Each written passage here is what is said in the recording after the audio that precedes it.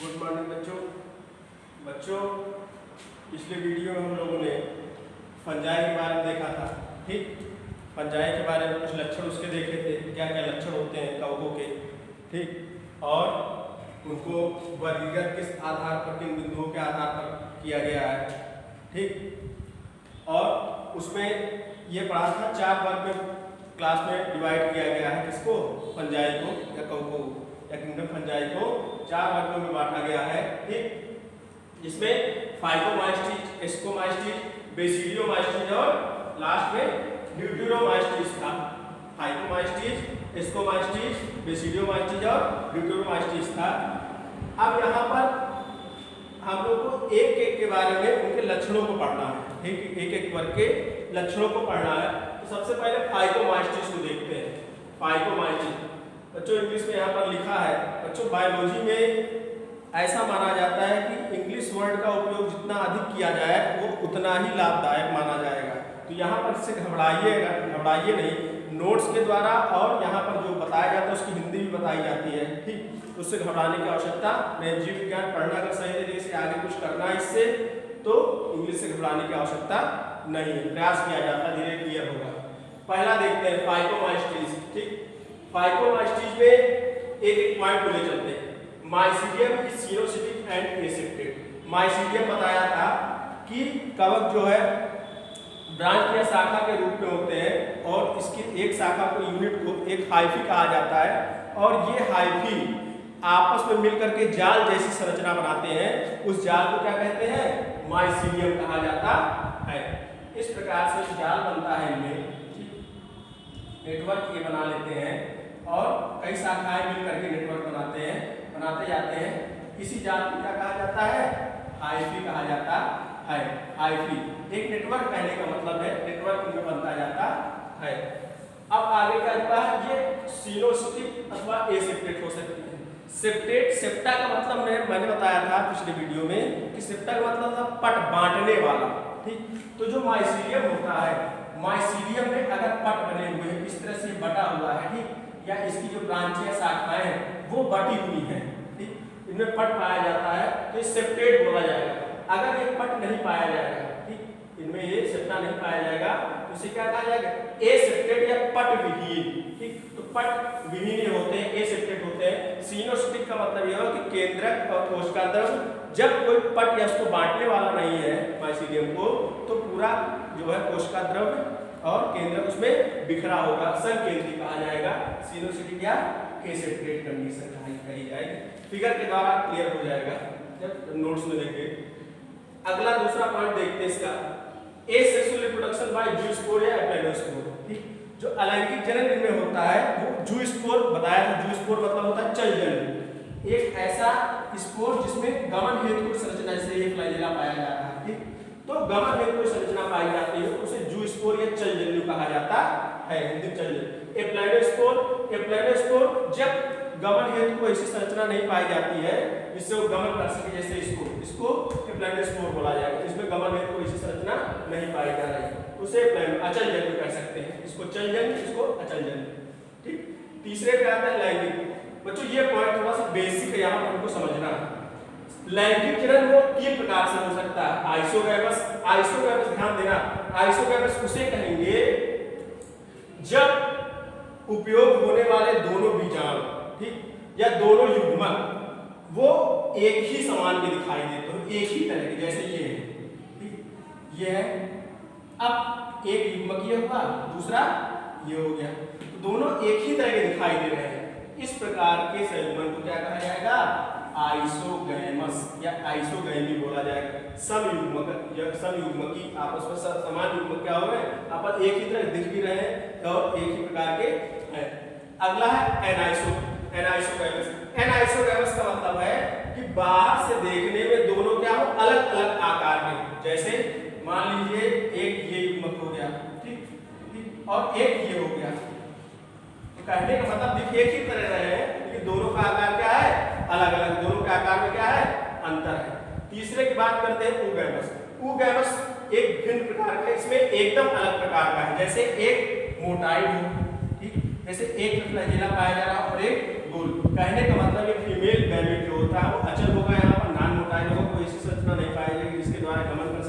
और जो male gamete होगा वो फ्लैजेला के द्वारा गमन करेगा। इस प्रकार क्या कहा जाता है? उगैमेट। ये बेसिक पॉइंट थे।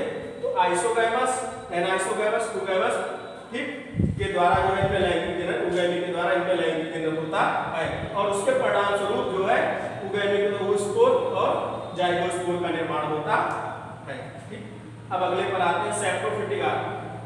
इनमें जो पोषण होता है वो सैप्रोफिटिक परोपजीवी प्रकार का होगा या फिर क्या होगा? पैरासिटिक प्रकार का होगा। ठीक। अगर सैप्रोफाइट की बात करें या परोपजीवी प्रकार के उदाहरण की बात करें तो म्यूकर और राइजोपस दो ऐसे कवक हैं जो सैप्रोफिटिक होते हैं, इसके अंतर्गत जो आते हैं। और पैरासिटिक में एल्ब्यूगो कैंडाइडा एक होता है। पैरासिटिक में एल्ब्यूगो कैंडाइडा नामक ALBUGOCANDIDA एल्ब्यूगो कैंडाइडा नामक क्या है? कवक पाया जाता है जो है पैरासिटिक सदस्य होता है। ये तो बच्चों का फाइलोमाइस्टिक। बच्चों आपके सिलेबस में जो पॉइंट है उसमें पॉइंट आपको जो लक्षण बताने हैं, ठीक, चाहे वो शैवाल का हो चाहे कवक का हो, किसी का हो, मैक्सिमम 5, ठीक, मिनिमम 2 से 5 तक, ठीक, लक्षण यहाँ पर आपको दर्शाने हैं। सिलेबस को देख करके जो मेन पॉइंट है उसको लेकर यहाँ पर किया जा रहा है।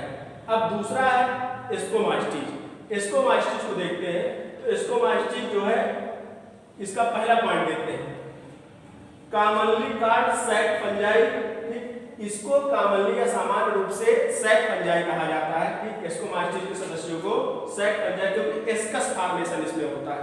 एस्कस एक संरचना बनती है, उसका फॉर्मेशन, इसलिए इसको जो है माइस्टिस कहा जाता है।